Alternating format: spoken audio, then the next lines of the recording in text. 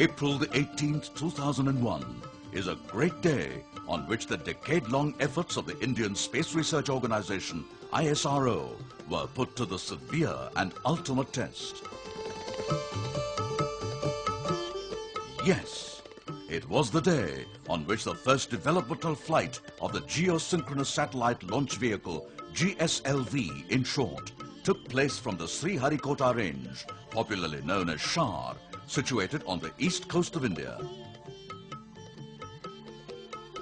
GSLV is a three-stage vehicle.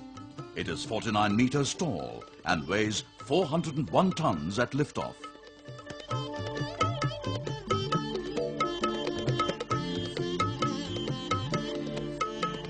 The first stage consists of a solid propellant booster, one of the biggest of its kind in the world, as the core, with 4 liquid strap-ons around it.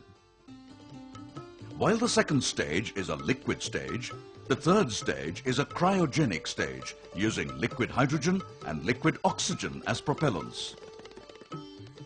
The spacecraft and the equipment bay that houses the onboard processors, navigation and guidance system, vehicle telemetry, etc., are mounted above the cryogenic stage.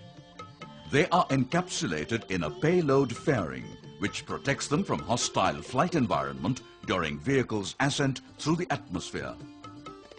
Each of the stages is connected by an interstage, which also contains the necessary avionics for controlling the stage.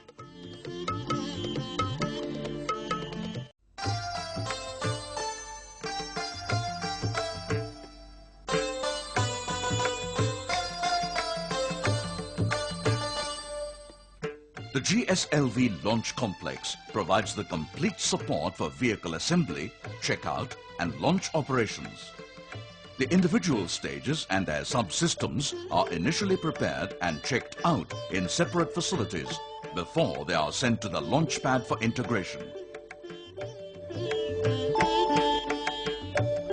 The first stage solid propellant booster has 5 segments, casing of which is made of high-strength maraging steel.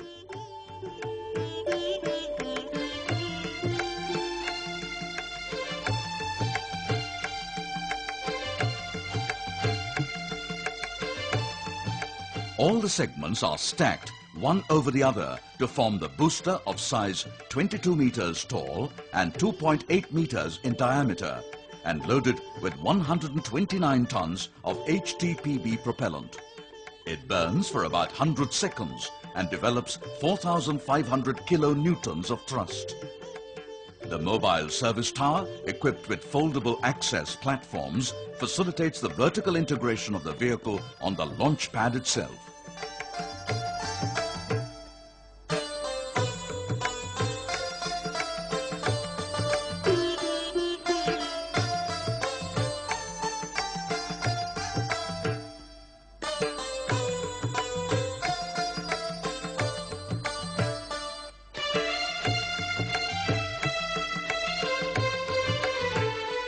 Following the initial checks at the preparation facility, the strap-ons are brought to the launch pad one after the other for vertical integration with a core booster. Each strap-on, loaded with 40 tons of unsymmetrical dimethyl hydrazine and nitrogen tetroxide, develops 700 kilonewtons of thrust in vacuum for 160 seconds. It measures 20 meters tall and 2.1 meters in diameter.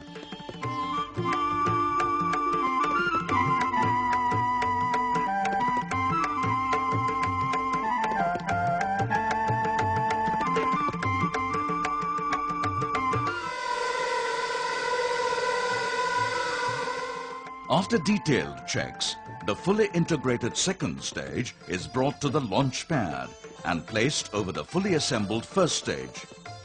It carries 37.5 tons of unsymmetrical dimethyl hydrazine and nitrogen tetroxide, and its engine burns for 150 seconds, developing 720 kilonewtons of thrust. The Russian-built cryogenic stage powers the third stage of the vehicle. On completion of elaborate checks with vehicle electronics at the preparation facility, the cryogenic stage is moved to the launch pad for integration. It carries 12.5 tons of liquid hydrogen and liquid oxygen and burns for about 700 seconds, developing a thrust of 75 kilonewtons.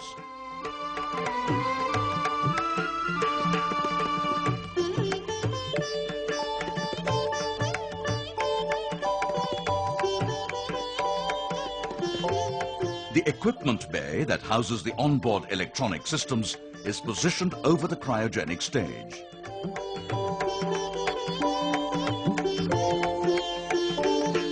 The spacecraft comes to the launch complex about 30 days before the launch and undergoes checks and deployment tests.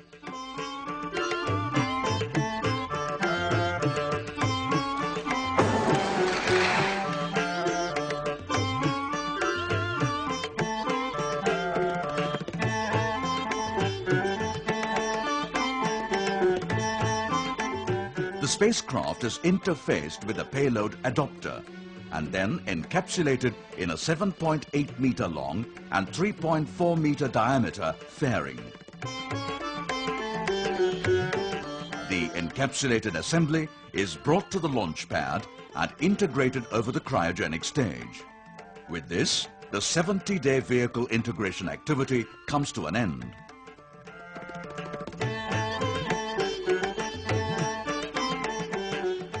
The countdown for launch commences 57 hours before the actual launch time.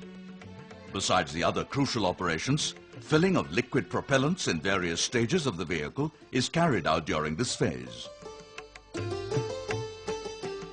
About 16 hours before the launch, the mobile service tower is withdrawn.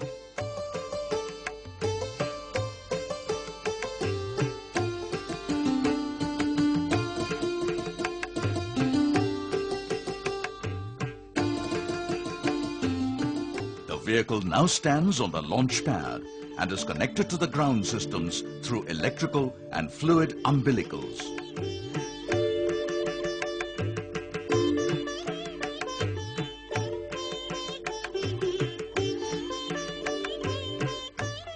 Separate storage, transfer and servicing facilities for UDMH, N2O4, liquid hydrogen and liquid oxygen are set up around the launch pad. The fueling operations on different stages and the final checkout of the fully integrated vehicle are conducted remotely from the Launch Control Center situated 6 kilometers away from the launch complex. The Mission Control Center is linked to all ground stations through cables and CCTV network.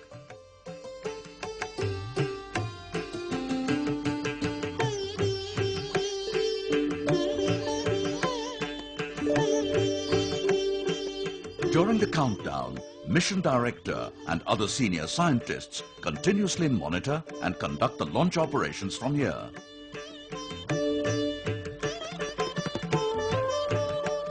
Indigenously developed high-precision monopulse radars form part of the tracking network. The complete telemetry and tracking of the vehicle, right from liftoff to the satellite injection, is provided by a network of 4 stations located at Shah and at the downrange stations at Port Blair, Brunei and Biak at Indonesia. These stations are linked with Shah during launch to provide data in real time. A network of computers provides the real-time data processing support of tracking and telemetry. The Mission Control Center and Range Safety Console are all linked to this computer network for instantaneous data processing and display of the information. The Range Safety Officer keeps vigil on the flight trajectory and in case of gross malfunction gives destruction command to destroy the vehicle safely over the deep sea.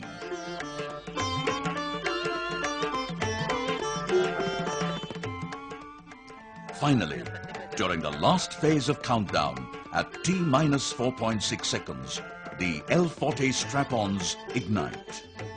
Only after confirming that their performance is normal, the launch computer commands the release of Launcher Hold Release System and permits the core solid booster to ignite exactly at the count of 0.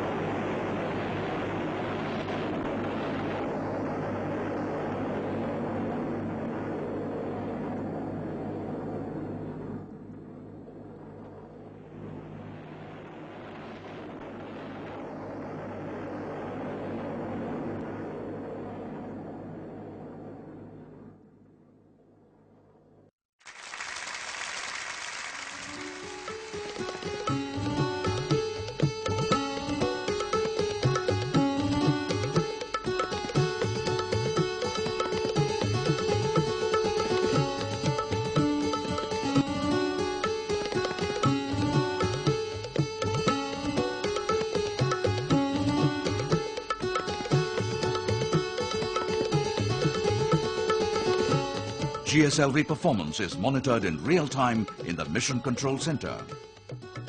Within 17 minutes from liftoff, the GSLV completes its mission of injecting the satellite into the geosynchronous transfer orbit.